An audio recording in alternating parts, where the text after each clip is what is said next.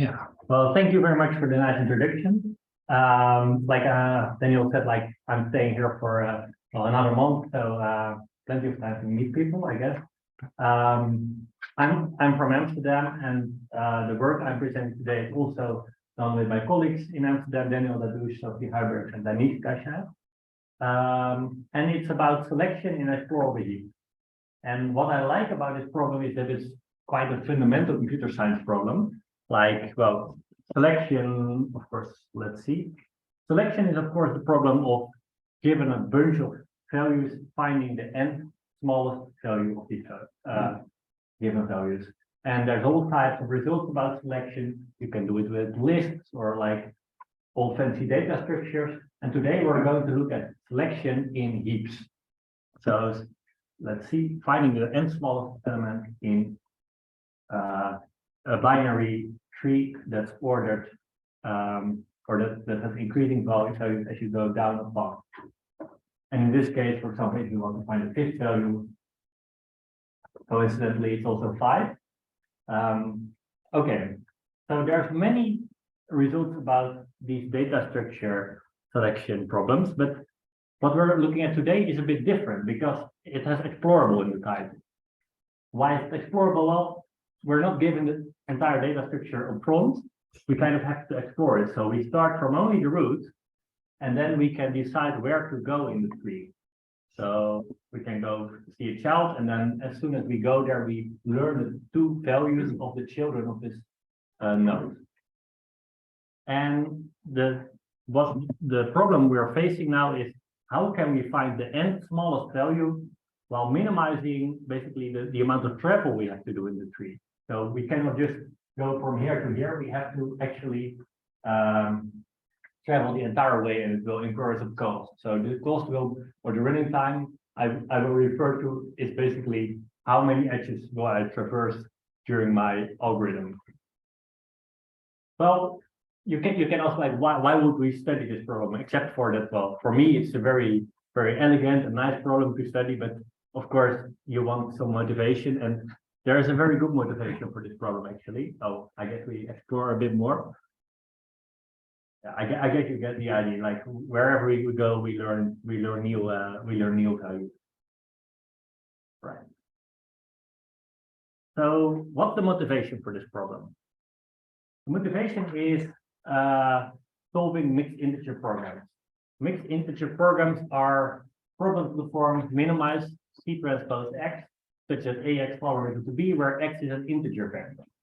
And these problems pop up in all different types of situations. For example, if you have scheduling problems, or if you have a different logistical problem, routing problems sometimes. For all these problems, you can also formulate them as mixed integer programs. And that also means that mixed integer programs are used a lot in practice, like in industry.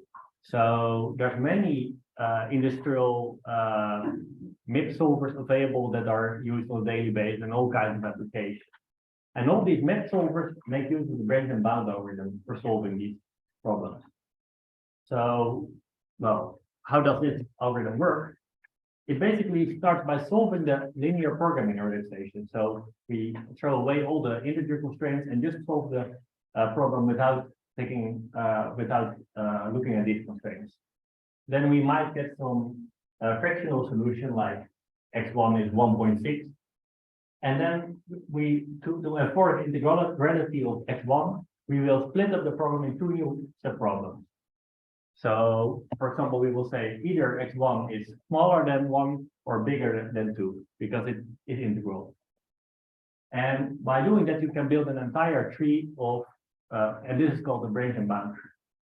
And if you look at the objective values corresponding to the linearization of each node, you will see that they will be increasing because we're minimizing and we are adding constraints to each subproblem. So this is basically a heap, a binary heap. Now, when are we done with this? Well, one thing you could do is just keep branching until a node is either infeasible or an integer solution, and then this would give you a very big tree, but at least that way you would be sure that you're done. So let's do this for now. So, for example, we go here and we basically what do? We split it up into new subproblems again. And now suppose that these three nodes are integer solutions. Could we have done this more efficiently? Well, we could, because here already, if this is an integer solution, then here we would never have to explore the subtree, because, well, this is a basic value 2, and if you already have an integer solution of 1.5, this is always better than any solution that we find here. So this is something that you want to do efficiently in range and bound. But to do this, you basically have to visit the nodes in a smart order. So a good order would be visiting them basically in increasing order. So first go to this, and then go to this, and then go to this maybe, so that you learn when you're done. And this is the problem of node selection. So basically, which subproblem are we going to solve next, and in which order are we going to solve this problem? Now, well, traditionally, it's often thought like we just go to the unsolved subproblem that has smallest value so far, and then you basically, this is called best first. And traditionally, this is also thought to be the best solution you can think of, because this way you solve the least number of subproblems possible. However, this ignores one important point, and that's the point that, well, a branch and bound solver is just software, so it has memory, and that also means that, well, it's maybe sometimes more efficient to solve a subproblem that's very close to the previously solved subproblem than to go to the other side of the tree and to solve an entirely different subproblem. And for this reason, it's quite it's quite relevant. Oh, I guess it doesn't stop here, but it's quite relevant to actually take into account where in the tree we are. So locality is very important, and that means like you could think of this as a penalty for traveling far in the tree. So that's why that motivates basically our model of selection. And for the rest of this talk, I won't focus on branch and bound anymore, but the selection algorithm we will find can straight away be applied to branch and bound to give a better, at least theoretically better node selection rule. And maybe it's good to mention that in practice, branch and bound solvers do not do best first, but also they don't use our rule, so they just use some heuristic that's somewhere in between. And it's still like an open question whether you can improve a lot on this by basically applying something like we propose in this paper, but at least there's some motivation for this for studying this problem. Okay, so like I said, best first search. This would sound like the best thing to do. Like okay. Okay. I guess.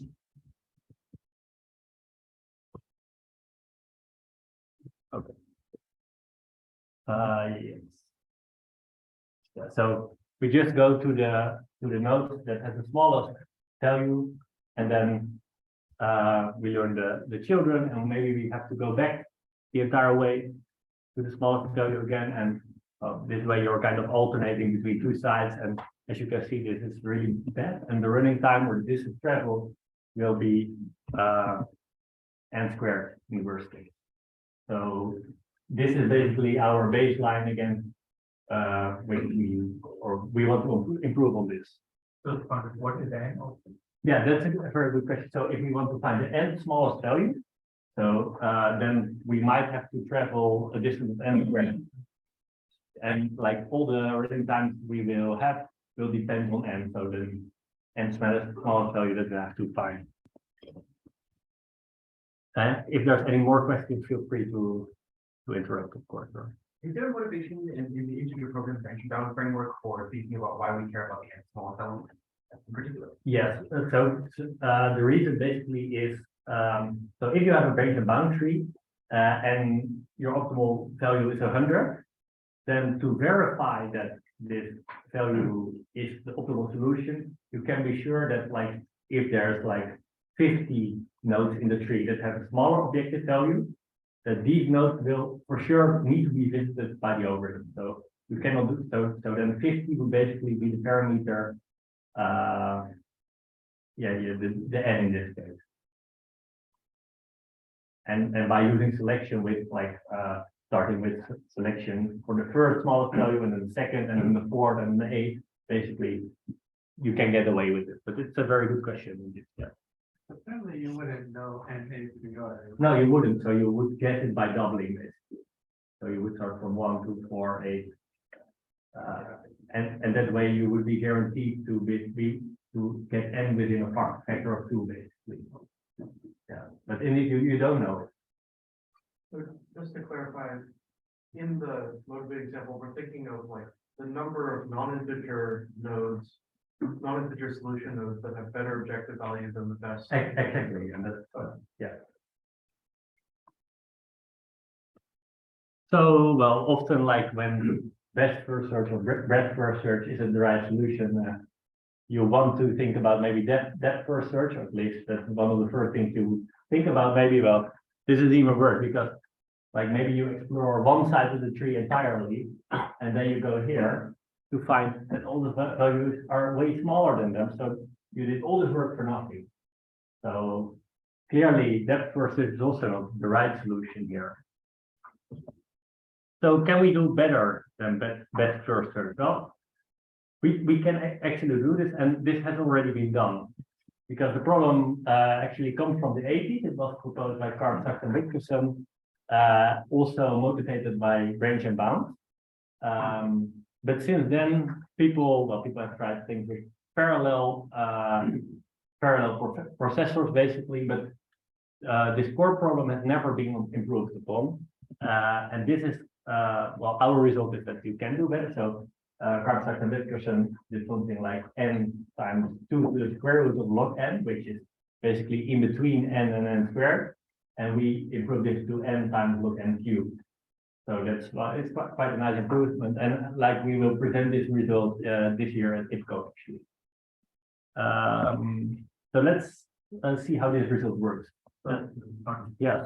If you lose log q, should we imagine that the correct answer is like n? Or Yeah, so or at least n is the lower bound that we have, the trivial lower bound, because well, every smaller node needs to be visited to verify that we have the n smallest node. But we don't know any better lower bounds than this, and I will shortly go into this later in the presentation. But indeed, like what the real answer, like actually I suspect it might be something like n log n or n log n, something like that maybe, but okay. It's always tricky, of course, with these log factors. But I don't think this is actually optimal, probably. Okay, so let's look at what the algorithm does from a high-level overview. So what do we want to do? Well, if we want to find the n smallest value, we surely need to find all the values that are smaller than this value, because otherwise we cannot be sure that it's actually the n smallest value. So that means that we have to find these n smallest values, and these will be called the good values for now, because these are the values that the algorithm needs to find. And then suppose we have a certain value, we have a certain node.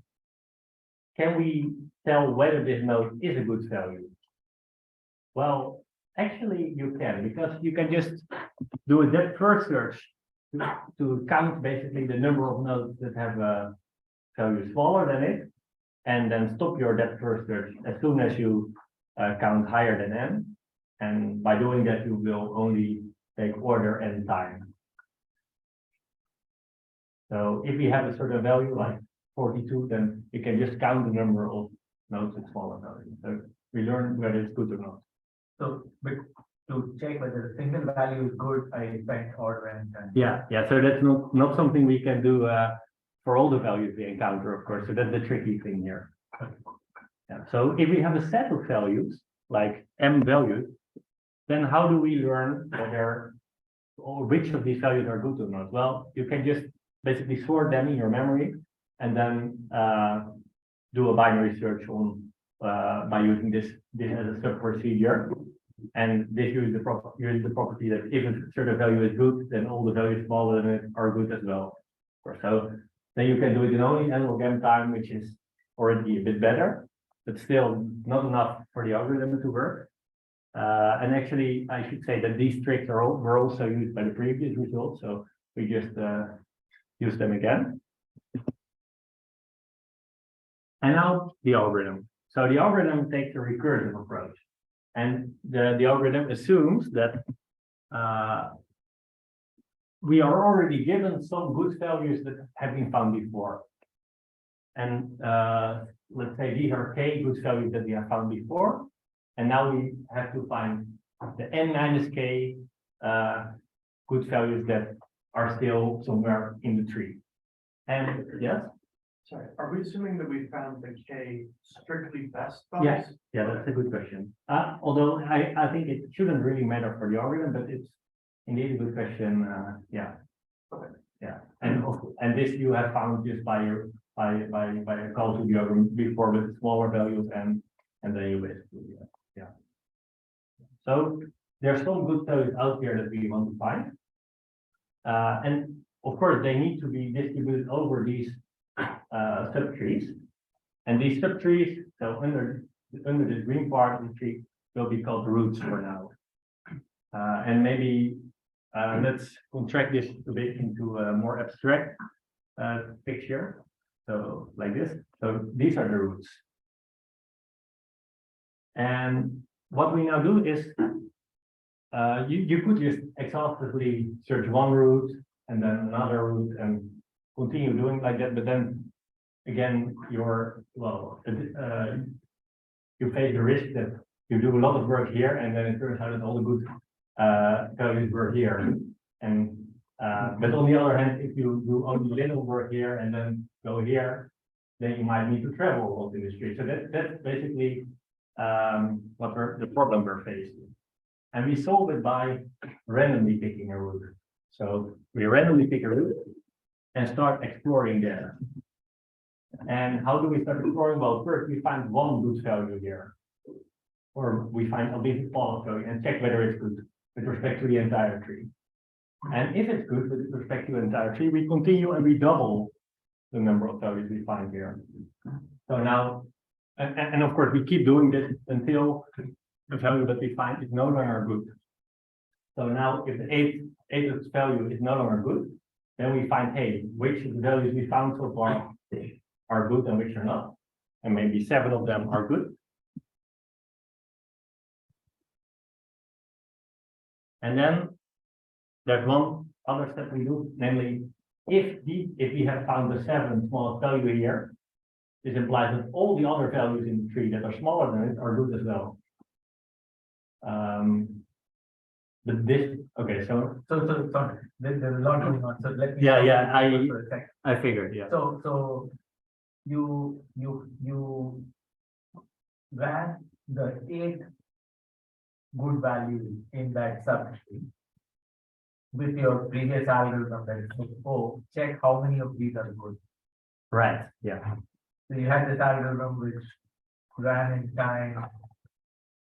Yeah, so it's basically well, n times log of 8 in this case.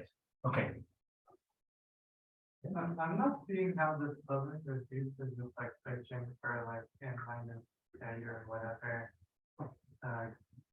Like going that deep into the tree, because you assume those good values you have are already the best, Yeah. right? So essentially everything you're gonna find lower is already bigger than the kind you already have. Yeah. So then isn't that just looking for the like n minus k next? Yeah, so that's true. Indeed, we're just looking for the n minus k next, but I guess the only difference or the difficulty is here is that they don't exist under just one subtree, because then we could just recursively call the algorithm on this and be done. But we don't know under which roots they exist. And if we explore over here, then it might be that they are here. So you kind of have to balance between exploration and exploitation. But like that sounds to me like you're doing like a lot of exploration in that particular substrate, because like the worst you could possibly do is like look for all the n minus k as largest, next largest values, right? So Yeah. that sounds to me like the worst case Yeah. you could be doing in a substrate already. Yeah, so if you do if you immediately start by the n minus k smallest values by finding these, then it could be that there's just one value and you did a massive amount of work for nothing. But by doubling, basically, you make sure that, and after doubling, each time you check whether it's still good values that you're finding and not bad values.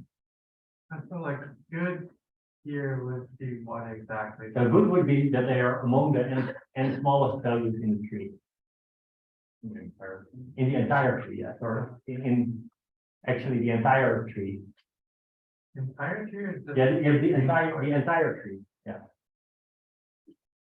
But I get that this is confusing, but So you're actually, like, by doing the subway trick, you are finding all good values in the subtree at that root, right? Like, yeah, yeah, because you keep doubling until you find something that's bad, and then there can be no more, so you really exhaust this enough. Okay. So you won't have to return to it, so that's good. So you're saying you have knowledge of the entire tree and what's inside it already then? Well, so you go to the knowledge, but like, it's basically this trick I explained in the past slide, or that if you have a certain value, you can do a depth first search on the entire tree after learning the value to check whether it's good or not. So, sorry, maybe let me ask Yeah. one more question. So you're saying that, look, under the green node, you're going to find the 8 locally good values. Yeah, locally good value. And then you're going to check how many of these are globally good. Exactly, yeah.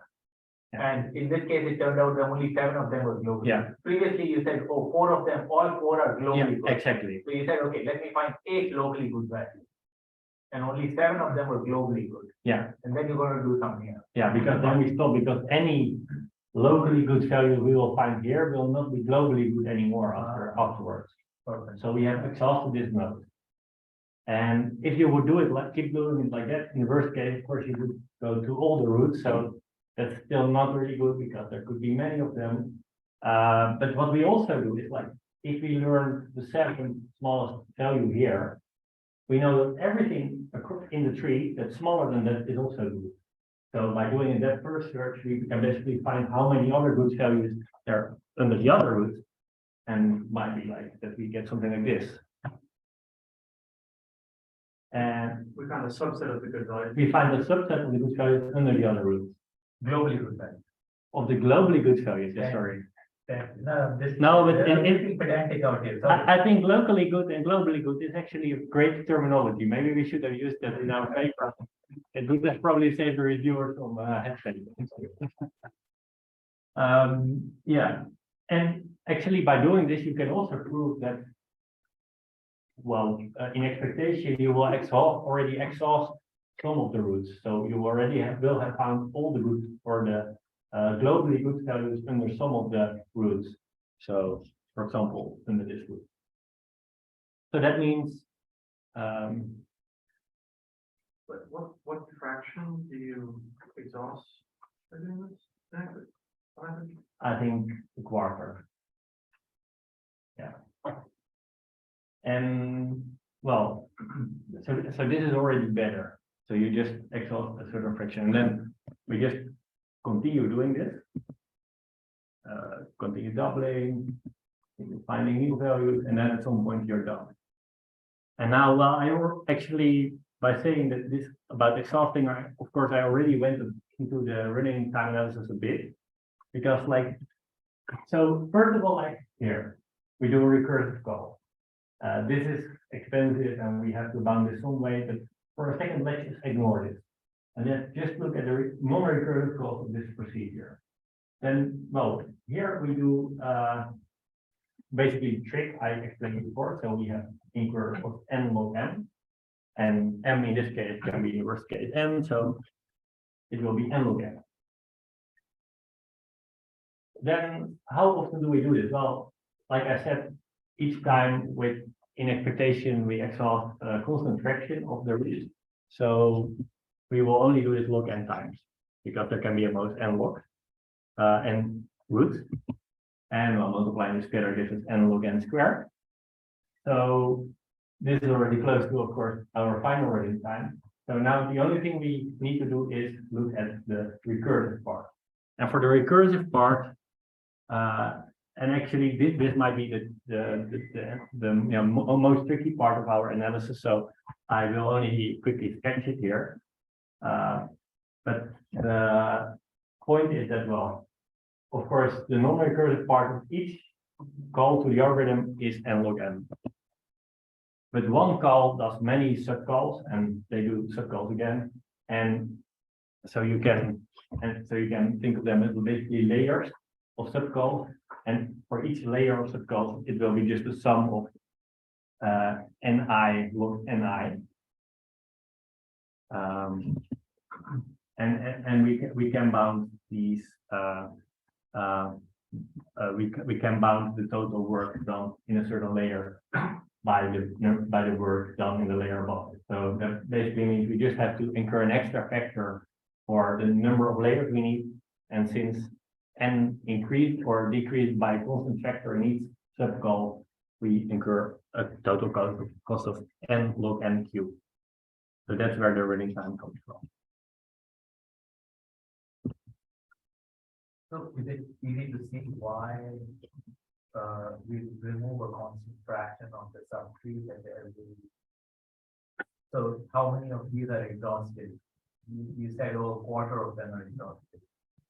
So why is that? Is it easy or?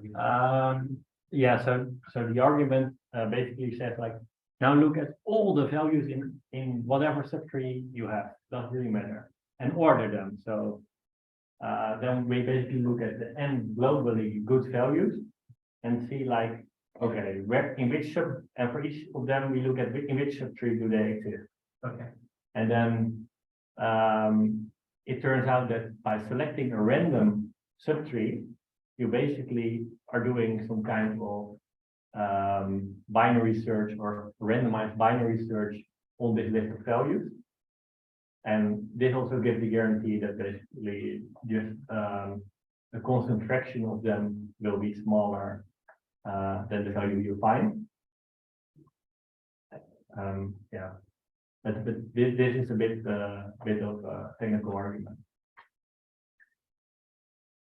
Can I just summarize what I think you're saying?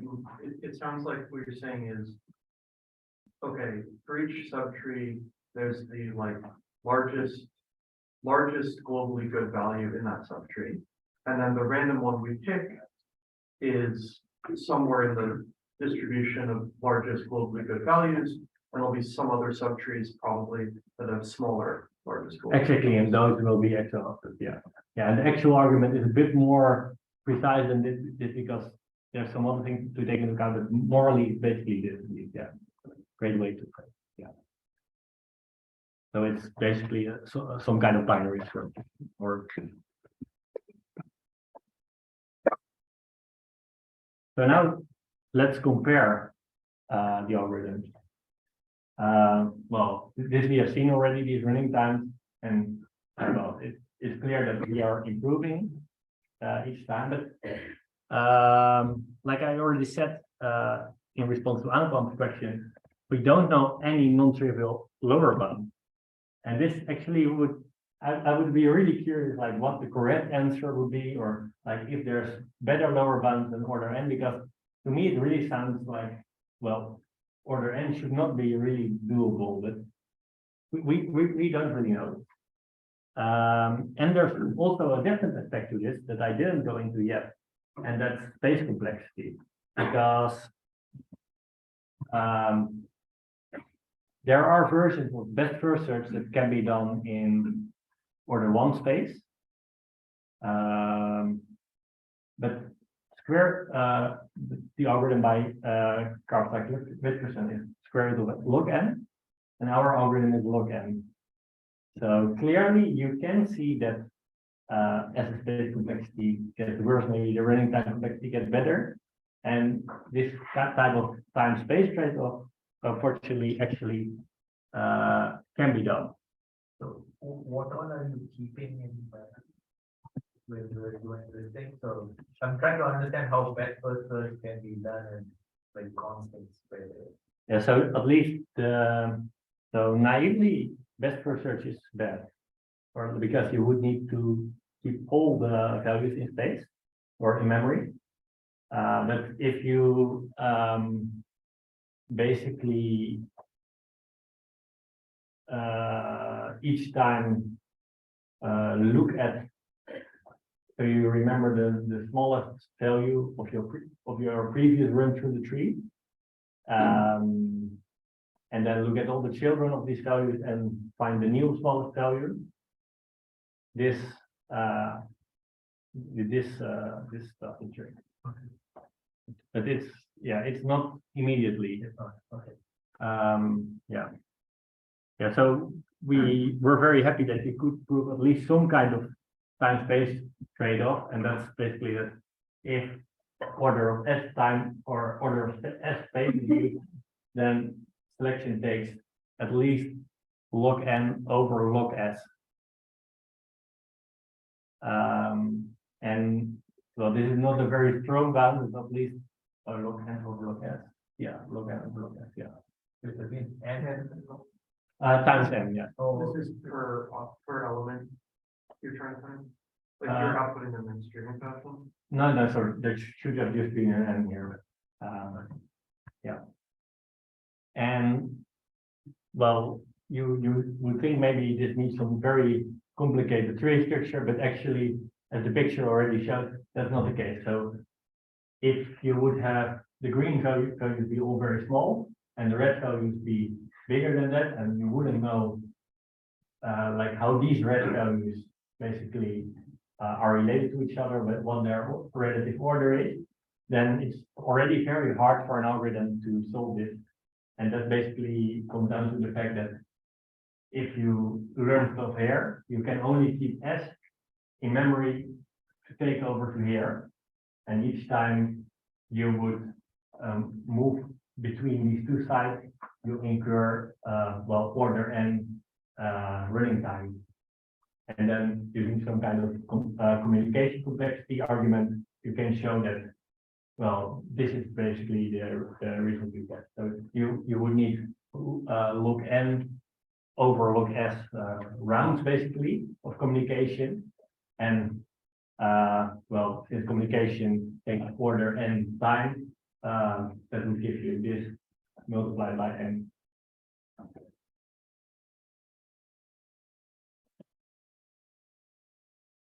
So open problems. Well, as I already said, I would be really curious whether, well, the answers we have are the right answers, or like probably they can be improved a bit, but we don't really know in what direction. So I would be curious, like what techniques would be needed to close the gap. And then different question is whether randomness is needed, because well, clearly our algorithm uses randomness. The Karpstadt-Witkerson algorithm actually also has a non-randomized variant of it. So that raises the question, like whether the randomness is actually needed in our algorithm, or whether we can prove better bounds or better lower bounds for deterministic algorithm. And I would be really curious about it.